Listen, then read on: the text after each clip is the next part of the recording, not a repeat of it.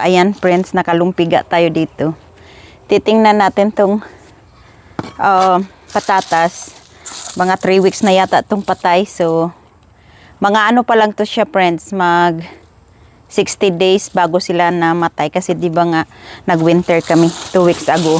Yung, sinilong ko sila dito sa may tabi ng bahay pero hindi rin nakatulong. So, titingnan ko lang kung may laman dahil, ayan, may maliliit siya.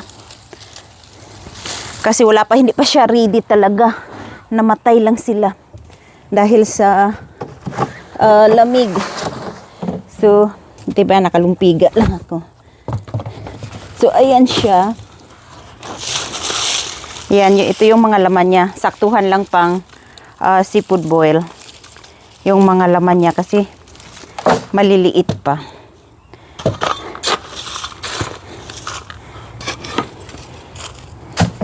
Yan, maliliit. Okay na rin. Meron naman siya. Pwede naman. Pang seafood boil nga lang. Mga baby potatoes. Ayan pa. Ito, medyo malaki-laki.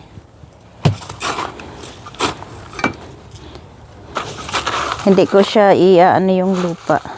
Ay, hindi. Madami-dami rin siya, friends. See? Ayan. Red potatoes to friends. Ayan, no. So, ilagay ko siguro siya sa para mabilis siyang hukayin, no? Ilagay ko siguro siya dun sa rest bed. Para hindi rin ako magkalat dito. See? Yan, sandali, dalhin ko lang doon sa rest bed para doon ako mag-hukay.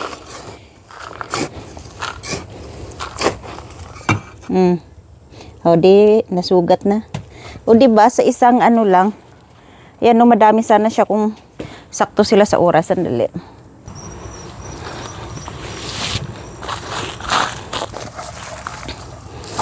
Daming ants. So, ayan.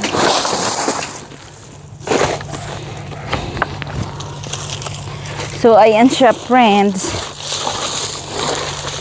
Ayan.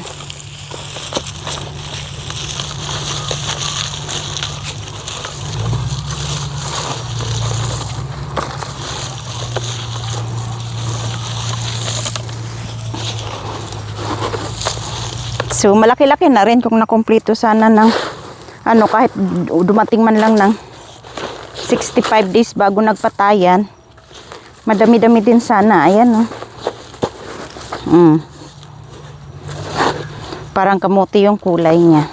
At ang daming ants.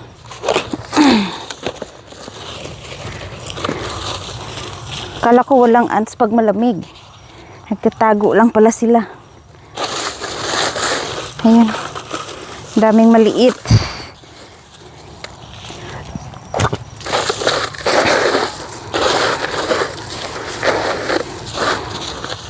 See?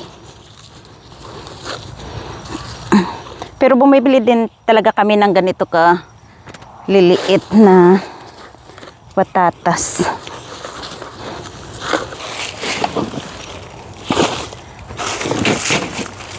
Dinala natin dito sa garden. Dito sa may raised bed ko kasi magdadagdag naman ako ng lupa. Ito madami-dami din. Oh. Ayan. See? Bawi na lang tayo next year. Sana hindi siya ganun kalamig. Dahil tulad niya ng sabi ko. Sabi ni Shannon. Kasi 9 years pa lang ako dito, friends. So, ito yung pinaka malala naming frost. Yan. This year. So, nangyayari daw talaga to na once in every 15 years, 10 years na may ganito kalalang lamig. O, diba? Ang dami rin. Hindi pa nga to sila namulaklak, friends. Oh. Hindi pa to sila namulaklak. Namatay na. Dahil yelo na yung mga dahon nila. Nag-yelo, nag-ice.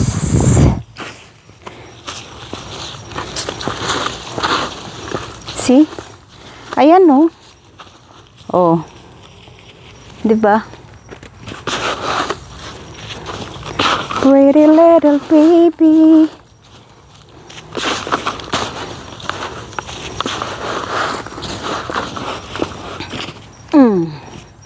Okay, dalawa. Last na dalawa, friends.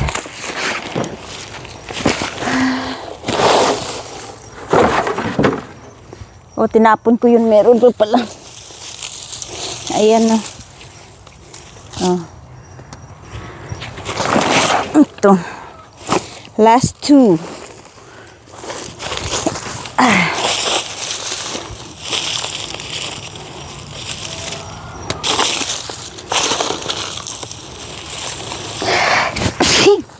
Excuse me. Nabahing tayo dahil maalikabok. Tuyong-tuyo yung lupa. Hindi na natin dininiligan simula nung namatay sila. See? See. Last one. Ayan.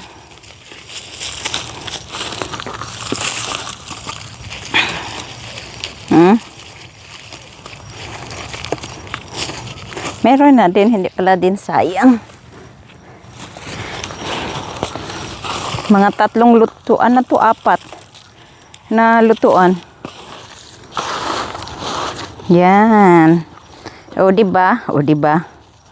Kung nakompleto to ng araw, ang daming patatas. I guess that's it.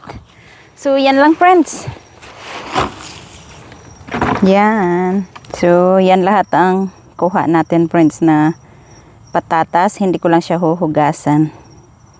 Para kahit hindi namin maluto kaagad. Madilim na siya, friends. Kaya nandoon na lahat ng manok sa... Ayan, ginamit ko lang yung flash ng ating camera. Hindi pa ganun kadilim. So, yung pinto nila, hindi pa nagsasara. Yan, dyan sila dumadaan. Hindi na namin kailangan buksan to para pumasok sila. Kasi pag mga hapon na padilim, kusa na yan silang papasok dyan. So, medyo ginabi tayo. O, diba, nandyan na sila. Oh. Ayun pa. So, kukunin ko lang yung itlog. Yan. Itlog nila. Hindi na sila ganun kadami yung itlog natin araw-araw, friends. Kasi matatanda na yung mga manok natin. Yan. 5 taon na. Kailangan ng palitan. Tingnan natin dito sa isa. Kung meron. Wala. Ikaw, meron ka dyan? Wala. So, nandito. Sa kabila. Merong 6. Yun, may 4 pa. Yan. Sandali lang. Okay. 2 pa. See, meron tayong 12. Kasi 6 yung sa isang pugad. Yan. Meron tayong 12 na itlog. Yan. Bye. Thank you, guys. Thank you for the eggs. Yan, sandali lang. Sasara natin ang pinto. Maya-maya magkukusang sara lang yung pinto nila dyan sa ilalim.